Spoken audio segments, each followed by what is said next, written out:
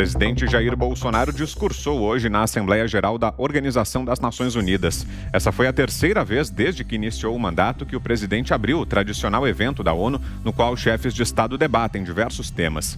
Desde 1947, o representante do Brasil é o primeiro a discursar. Bolsonaro iniciou a fala tentando mostrar ao mundo, mostrar o Brasil real para o exterior. Vamos acompanhar. Venho aqui mostrar o Brasil diferente daquilo publicado em jornais ou visto em televisões. O Brasil mudou e muito depois que assumimos o governo em janeiro de 2019. Estamos há 2 anos e 8 meses sem qualquer caso concreto de corrupção. O Brasil tem um presidente que acredita em Deus, respeita a Constituição, valoriza a família e deve lealdade ao seu povo. Isso é muito. É uma sólida base se levarmos em conta que estávamos à beira do socialismo. Tudo isso mudou. Apresento agora um novo Brasil, com sua credibilidade já recuperada diante do mundo. Temos tudo o que o investidor procura: um grande mercado consumidor, excelentes serviços, tradição de respeito a contratos e confiança no nosso governo. Bolsonaro ainda falou sobre a política ambiental brasileira e disse que a legislação do país deve servir de exemplo. Nenhum país do mundo possui uma legislação ambiental tão completa quanto a nossa. Nosso Código Florestal deve servir de exemplo para outros países. O Brasil é um país com dimensões continentais, com grandes desafios ambientais. São 8,5 milhões de quilômetros quadrados, dos quais 66%, 2/3, são vegetação nativa, a mesma desde o seu descobrimento em 1500.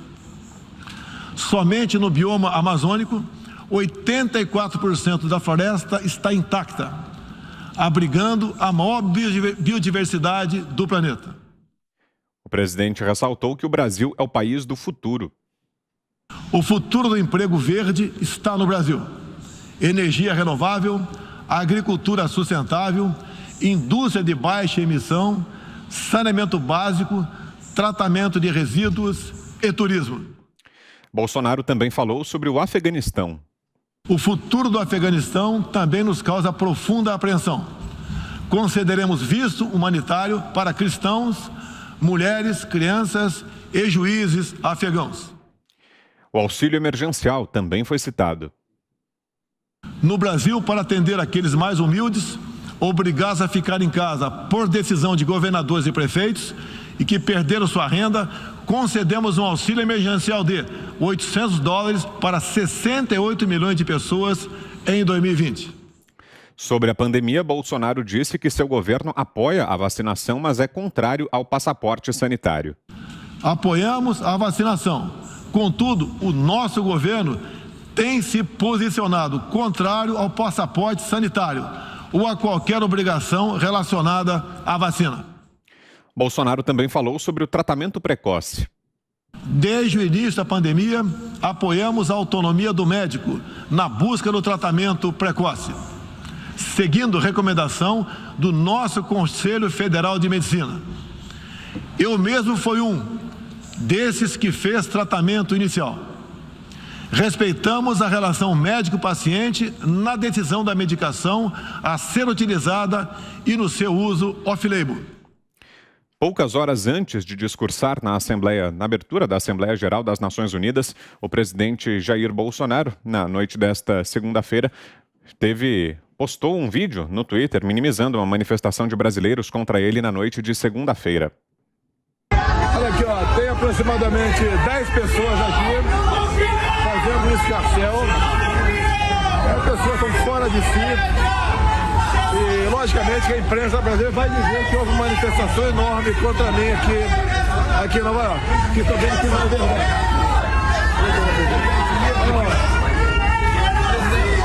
Esse bando que está aqui podia... Esse bando nem sabe o que está falando ali. Está protestando. Devia estar num país socialista, não aqui nos Estados Unidos. Não tem ninguém.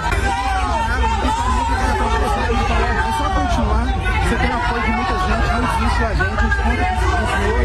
É isso aí, meu povo. Eu tô vindo aqui com umas 10 pessoas aí, metade da imprensa. 7 e 5 da imprensa. Aqui, ó, a imprensa que mais tem. olha aqui, ó. A imprensa vai dizer que foi uma mega manifestação contra o presidente. Pessoal que não tem nada, só tem porcaria dentro da cabeça. Nem sabem o que estão fazendo ali. Tchau pra vocês, né?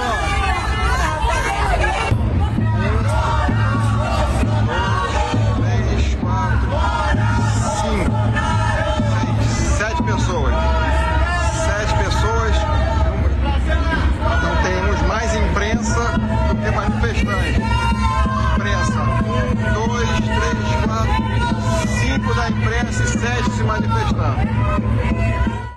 Segundo o site O Antagonista, os protestos contra Jair Bolsonaro em Nova York foram organizados pelo grupo 342 Artes, liderado por Paula Lavigne, mulher de Caetano Veloso.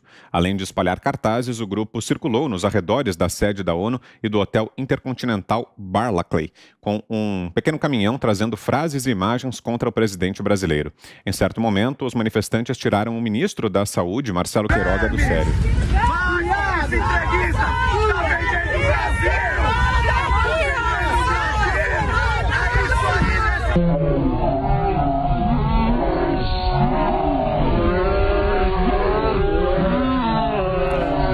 Bom, e a gente vai agora a Brasília para trazer aqui para você a opinião de José Maria Trindade. Salve, Zé. Boa noite. Pois é, um assunto que repercutiu muito aqui em Brasília, viu? Muito boa noite, meu caro Vitor. Boa noite, compadre Augusto. Boa noite, Ana. Boa noite, Fiuza. Muito boa noite a todos. Olha, Vitor, trata-se de um presidente da República Brasileira eleito pelo voto direto e, portanto, nosso representante no exterior. E missão importantíssima, né? Abrir a Conferência Geral da ONU. E isso é muito importante. O presidente Jair Bolsonaro saiu daqui do Brasil disposto a fazer o discurso mostrando o Brasil real, o que acontece aqui e mostrar a todos que esta propaganda e esses 7 que fazem aí esse tipo de discurso não falam de um Brasil real. E mais do que isso, atrapalham a imagem do Brasil. Está, tradicionalmente dizendo, jogando com o time de fora. É isso que querem os concorrentes do Brasil, arranhar a imagem do Brasil e atrapalhar os negócios. O Brasil é um forte exportador de commodities. E isso é muito importante. O maior exportador de soja do mundo. Veja aqui, ponto a ponto, o discurso do presidente Jair Bolsonaro. Aqui, Vitor, as repercussões se dividiram. Aliados do presidente dizem que ele foi corajoso em mostrar o que realmente está acontecendo aqui no Brasil. A oposição, inclusive o relator desta CPI política, o senador Renan Calheiros, chamou o presidente de mentiroso. Um senador da República, relator de uma CPI. Então, veja os pontos aqui. Sobre a Amazônia, é evidente que nós não estamos devastando a floresta amazônica para plantar soja ou criar boi. Mas passa a ideia, inclusive com a participação de brasileiros, de que isso acontece. Corrupção no Brasil existe ainda. É como eu sempre digo, corrupção é como unha, tem que cortar sempre. Mas lá embaixo, esses lobos continuam aqui rondando a esplanada para alimentar a matilha. Mas não existe ligação com o governo, não existe um ponto direto, ou seja, não existe essa contaminação de antes da corrupção. Está, sim, livre da corrupção o Brasil governo. Agora é colocar na cadeia e investigar os que se corrompem na máquina pública. Isso é natural, que sejam investigados. O mercado consumidor aqui no Brasil é importantíssimo. E aí vem um alerta muito bom. Eu ouvi de representantes empresariais aqui de que o presidente Jair Bolsonaro tranquilizou o setor, porque estava sendo espalhado aqui que o presidente, nesse discurso, poderia brigar com as grandes potências e colocar aí uma pecha de insegurança política e jurídica no Brasil. Não há essa insegurança e o discurso dele foi de convite. Venham, nós estamos aqui de braços abertos para receber investimentos externos. O novo governo, esta política econômica, não quer aquele capital chamado capital motel, que vem, dorme e vai embora no outro dia. Só é remunerado. Não, a ideia é que venham investidores para criar aqui produção e gerar empregos. Este é o convite. Sobre a legislação ambiental no Brasil, é verdade. O Brasil, e nem foi no governo do presidente Jair Bolsonaro, aprovou o primeiro código, ou seja, uma legislação concatenada, forte, um instrumento importante para a preservação da natureza. E está em vigor. Agora, quem desmata, quem põe fogo, são irregulares, são criminosos. Aí o que tem que fazer? A Polícia Federal investigar, o governo investigar. Porque legalmente o Brasil é, sim, líder mundial em termos de legislação. É uma legislação que foi feita, inclusive, com a participação e lobby dos concorrentes internacionais que engessaram aqui parte da área produtiva do Brasil nesse Código Ambiental. Mas vamos lá, é a legislação que está sendo seguida. Quem não seguir é ilegal, é um irregular, um criminoso. Sobre a pandemia, o presidente deixou ali claro 2 pontos coerentes da sua gestão. A primeira é que ele aposta e apostou na possibilidade de um tratamento. Qualquer doença tem que ter um tratamento, nem que seja água com açúcar. No interior é muito comum, quando alguém tem algum mal que ninguém sabe o que tem, dá água com açúcar, né? Então, por que uma doença tão grave assim não há de se ter um tratamento, pelo menos para amenizar os sintomas? E isso virou palavrão. Agora, o presidente mostrou que a economia do Brasil foi preparada para o pós-pandemia, né? E durante a pandemia, os mais fracos, os que estavam ali que estavam exatamente sendo alvo desta paralisação, foram atendidos através desta renda emergencial que salvou a muitos. Houve dificuldades. O Brasil parou, como o resto do mundo, parou. E algumas pessoas não tinham nenhuma renda. Esse salário emergencial foi o único momento em que eles puderam comprar alguma coisa no supermercado, isso é muito importante. Agora, sobre a vacinação, vamos combinar.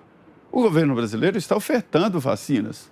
Eu me vacinei, 1ª e 2ª dose, ou seja, o governo colocou à disposição. Só que, se não fosse o presidente do Brasil, Jair Bolsonaro, eles estavam correndo atrás de pessoas aí para vacinar. Ou seja, vacinação obrigatória, uma agressão aos direitos individuais. E o que acontece?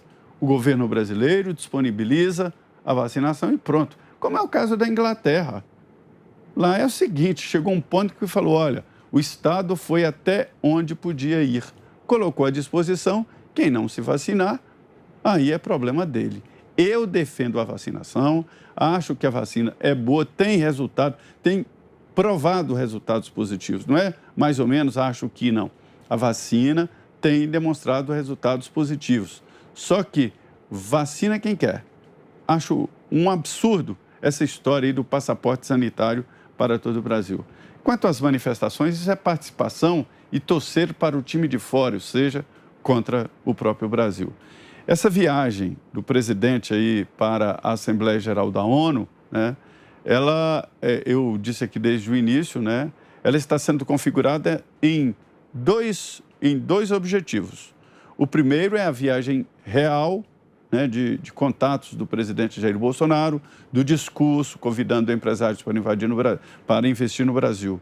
Por outro lado, é aquela irreal, transmitida por alguns veículos de comunicação, que é, ele comeu pizza nas ruas, ele almoçou num puxadinho, teve 6, 7 se manifestaram contra o presidente. Então, cada um fica com a viagem que o presidente Jair Bolsonaro fez. É a mesma viagem, mas 2 versões. Queremos ouvi-lo também, Guilherme Fiuza. Boa noite, Fiuza. Salve, Vitor Brown. Boa noite, Zé Maria Trindade, Ana Paula Henkel, mestre Augusto Nunes. E boa noite a você. O presidente começou ali, né, já no início do discurso, já assinalou a questão de qual Brasil se desejaria falar, né? Evidentemente que todos de boa fé querem falar do Brasil real. Mas o presidente assinalou que existe o Brasil real e o Brasil da imprensa, né?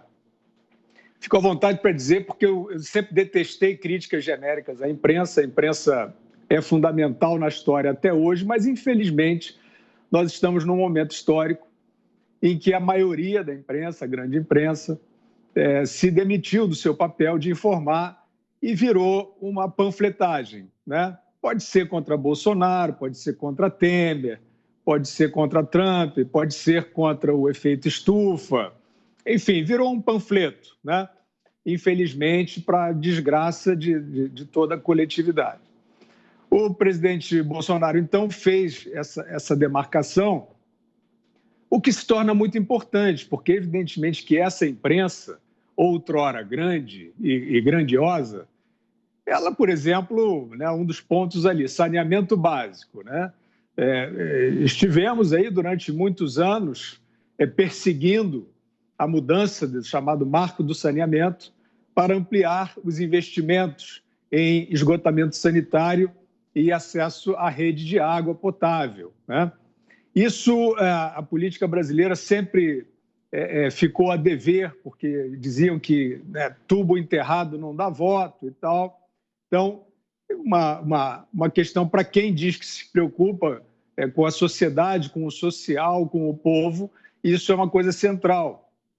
Este marco do saneamento, que abriu o setor para maiores investimentos, foi aprovado nesse governo. Ele assinalou isso, e assinalou também que é um governo sem escândalos de corrupção. Essas coisas não saíram, com certeza, na mídia dominante nos Estados Unidos e também na Europa, né? Agora, evidentemente que é preciso fazer a ressalva. É claro que quem de boa fé que queira informação acha, né? Hoje em dia é fácil de achar. Mas não, prefere ficar ali no New York Times, prefere ficar ali na CNN, na BBC, vendo aquelas notícias catastróficas de uma história construída, né? O Brasil está sob uma sombra fascista, esse tipo de coisa que vão insinuando o tempo inteiro. Então, o que se passou foi o seguinte: o presidente mostrou um pouco desse Brasil real. É claro que mostrou da perspectiva dele, chefe de Estado, né? Outros problemas que ele poderia ter assinalado, não assinalou, porque tem um pouco de propaganda também no discurso, mas é normal. Agora, essa imprensa que se demitiu da função de informar, ela não vê povo na rua, né, no Brasil. Então, assim, você imagina as coberturas das grandes, portentosas manifestações de 1º de maio, 1º de agosto e 7 de setembro no Brasil. Manifestações de massa pelo país inteiro, pedindo liberdade, e uma boa parte dessa gente apoiando esse presidente, democraticamente, sem nenhuma tentação de fechamento de regime, né, nem da parte do governo, nem da parte dos apoiadores. Tem sempre ali alguns que falam, fecha tudo, passa por cima, etc. Mas não é absolutamente a maioria. Pois bem, isso aí não aparece, infelizmente, hoje em dia no exterior. Quem tiver boa fé, encontra. Mas quantos são esses que têm esse motor para procurar? Aí o que nós vemos, aí eu gostaria de fazer esse paralelo, né? Quer dizer, estas manifestações de milhões pelo Brasil, em defesa da democracia, que essas pessoas acreditam que é praticada pelo atual governo, elas aparecem como atos golpistas, né? É isso que toda essa imprensa, todinha, esse consórcio, né? É bom que eles se auto-intitularam consórcio, porque fica mais fácil da gente denominar. É um consórcio de falsidades, né? É o consórcio dessa subliteratura. A população brasileira foi a rua de verde e amarelo para um golpe. Vocês não têm nem mais vergonha, né, para defender aquilo que dizem. Agora, o que a gente vê, Vitor, para concluir, são os 7 de Nova York, né? Então, você compara ali uma pessoa, como nós vimos vários, vou dar um exemplo, uma pessoa que pegou lá um ônibus em Goiânia para São Paulo para estar lá, sem soldo, sem mortadela, sem nada. É uma pessoa, povo comum, que acredita na liderança do presidente e principalmente acredita que precisa defender a sua democracia, que percebe que a democracia do seu país e a sua liberdade está em risco, né? Você compara essa pessoa que pegou um ônibus de Goiânia, foi lá, se manifestou, feliz da vida, em alto astral na Avenida Paulista e depois voltou, uma pessoa que pegou um jatinho, foi para Nova York para fazer uma claquezinha contra o Bolsonaro, né, em Nova York. Pegou um jatinho, ou então já estava lá, porque tem apartamentos lá, né? Eu achei até, Vitor, essa manifestação bem representativa, né? Os 7 de Nova York, vamos chamar assim, porque eles têm casa lá. Eles têm a quarentena VIP, muito VIP deles, lá em Nova York, né? É de lá que eles mandam as ordens aqui, né? Fora isso, fora aquilo. E sobre a referência do presidente ao tratamento imediato, ao tratamento precoce, eu achei até que ele fosse cancelar a Assembleia da ONU, porque é proibido, né? É proibido você fazer referência a experiências clínicas que até médicos aí, tradicionais, prescrevem, mas na encolha, caladinhos, tem que fingir que não prescreve, só alguns poucos, né, que assumem, porque é proibido. E por que é proibido? Porque só pode se falar de vacina. E o que é a vacina? A vacina é um produto experimental, cujos riscos não estão totalmente dimensionados. Essas que estão em aplicação, elas têm a sua fase de desenvolvimento só se completando em cerca de 2 anos, ou seja, experimental, e querem empurrar uma obrigatoriedade, querem empurrar um passaporte. Ninguém, com boa fé e vergonha na cara, consegue defender a obrigatoriedade dessa vacina, porque ela sequer detém o contágio. Qual é a ética coletiva a qual vocês fingem se referir? Estou vendo até médicos dizendo que as crianças em sala de aula vão botar outras em risco. Isso é mentira. Isso é mentira. As vacinas que estão em aplicação, elas não impedem a transmissão do SARS-CoV-2 entre pessoas. Fim de papo. Isso deveria ser uma ética e uma decisão pessoal. Se não é, se é um passaporte, né, cercando todo mundo e criando cidadãos em segunda classe, o propósito é outro que não seja o da saúde.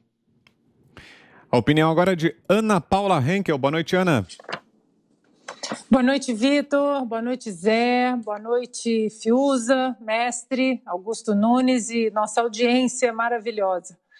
Bom, eu queria começar com o 7 de Nova York. Eu acho que o Fiuza está errado, porque, de acordo com as pesquisas, eram 243 mil ali na frente do hotel do presidente Bolsonaro, gritando fora Bolsonaro. Então, o Fiuza já errou aí nesse comentário, né? Eu queria pegar uma coisa que o Augusto sempre fala aqui, que é olhar quem está criticando e o que está criticando. O PT gostou? Então é porque a gente não tem que gostar. O PT não gostou? Então tem alguma coisa boa aí. E hoje esses partidos aí, né, o partido mais corrupto da história do Brasil e seus satélites aí, seus asseclas, eles tentaram distorcer de todas as maneiras um discurso de estadista, um discurso de líder e, acima de tudo, o que eu vi no discurso do presidente Bolsonaro, um discurso de um brasileiro orgulhoso, vendendo não o seu país como um país forte, mas como uma nação decidida a construir um futuro melhor. Uma das histerias, né, que a gente viu durante o dia foi em relação aos $800 por ano, que ele disse, né? Muitos disseram que era fake news, não são $800 aí dentro da pandemia, ajuda.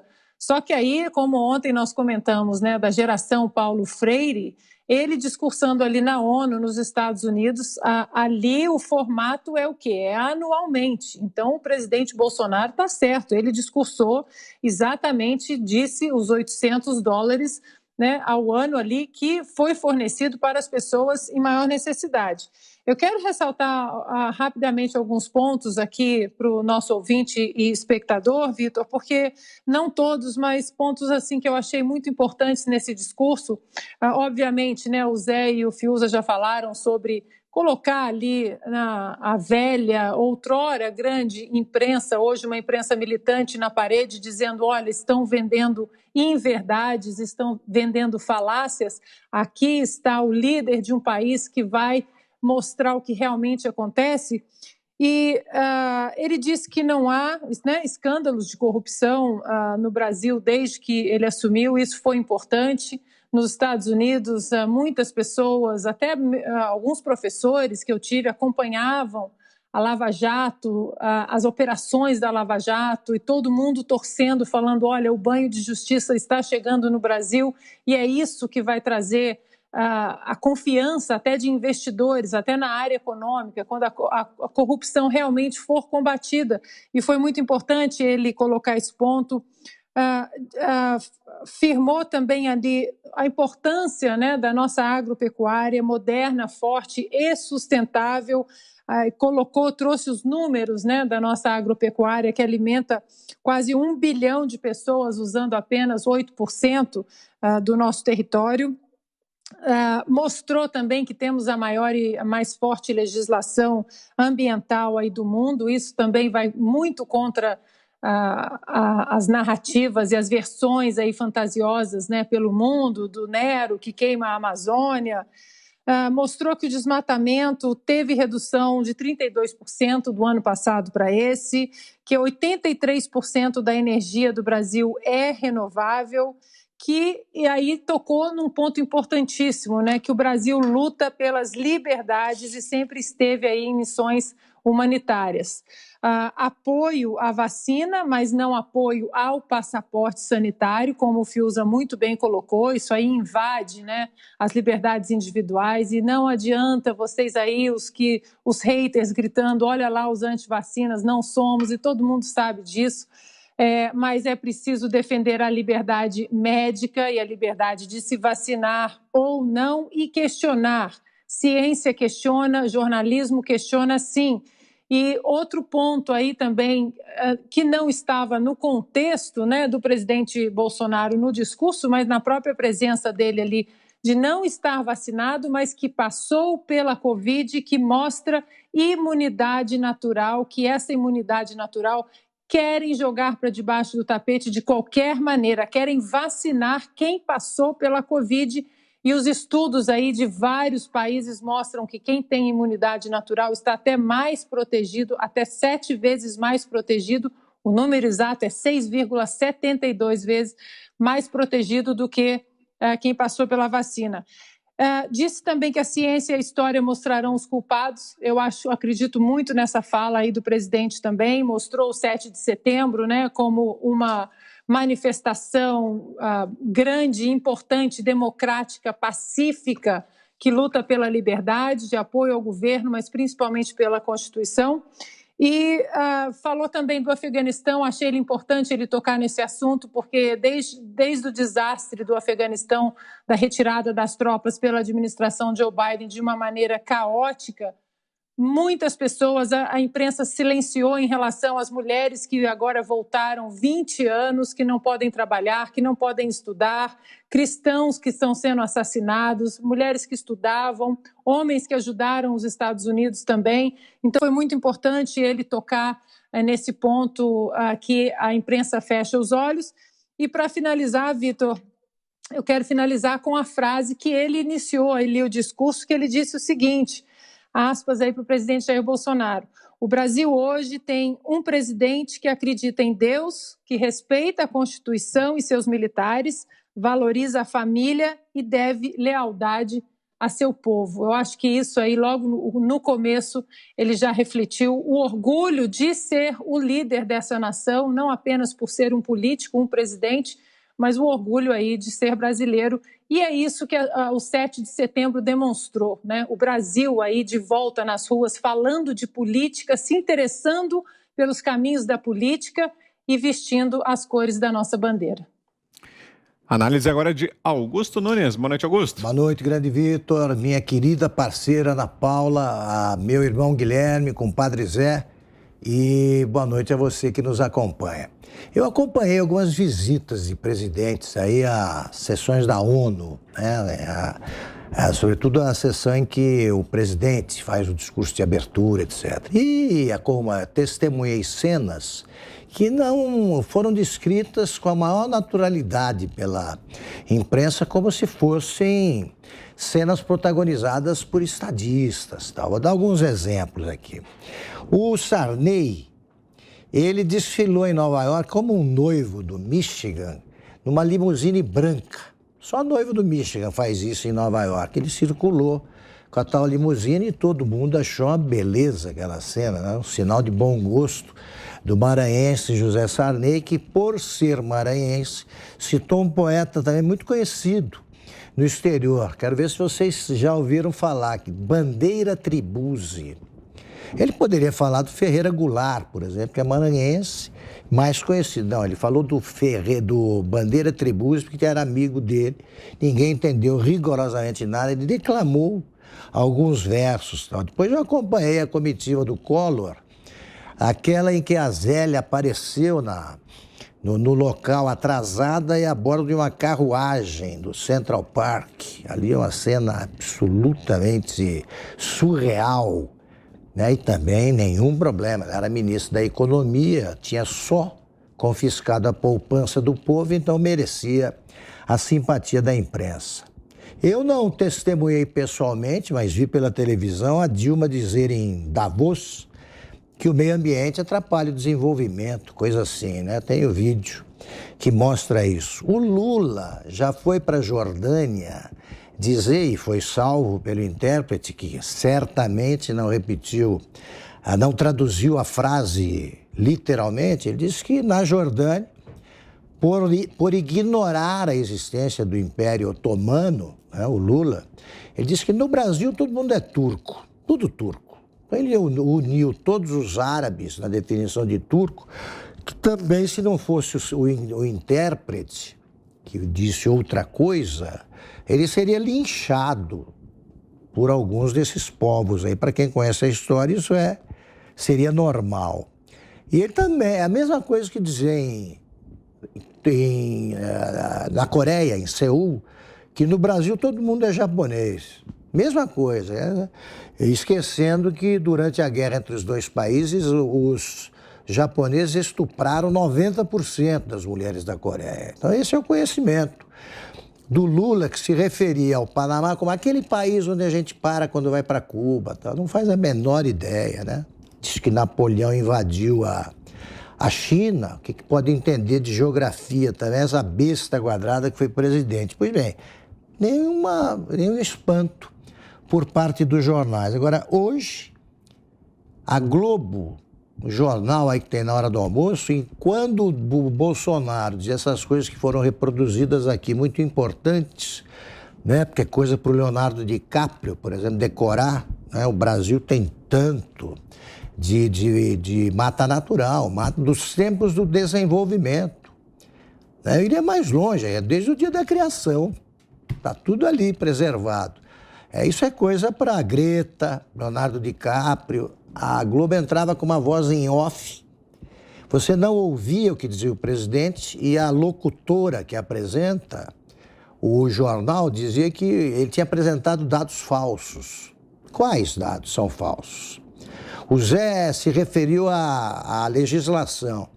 Eu te comprei uma vez 10 alqueires em Taguaritinga e eu vi como é que era a legislação enquanto eu tive essa terra. E você tem que reservar 10%, preserva tudo.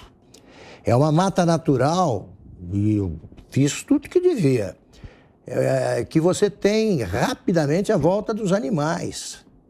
Você tinha até pequenas onças ali, aparecia tudo quanto é tipo de bicho.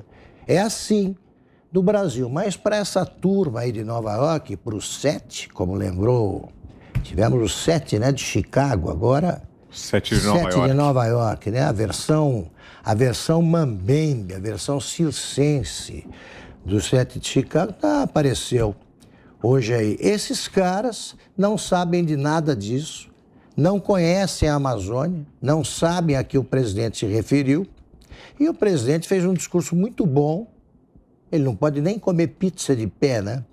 Ele fez um discurso muito bom que a imprensa sabota. Agora, essa imprensa velha vale o quê? Nada. Nada. Vou repetir aqui sempre, porque isso é muito pedagógico. O leitor pune com o abandono. O que fecha publicações não é a saída dos anunciantes, não é a pressão do governo, é a decepção dos leitores. Eles abandonam uma publicação porque se sentem traídos pela mudança da linha editorial equivocada e pela publicação de falsidades, de mentiras, porque ele se sente ofendido pelo jornal que certamente acha que está lidando com um monte de imbecis que assinam. Eles não acreditam que o leitor tem discernimento, e tem. Tanto tem que o Estadão e a Folha hoje têm uma tiragem abaixo de 100 mil. Abaixo de 100 mil, quando eu trabalhava no Estadão, era a tiragem dos jornais de Jundiaí, Campinas, Ribeirão e tal. Hoje é a tiragem dos jornais que se apresentam como grande imprensa. É uma imprensa anã. É isso que esses jornais são hoje, representantes de uma imprensa anã.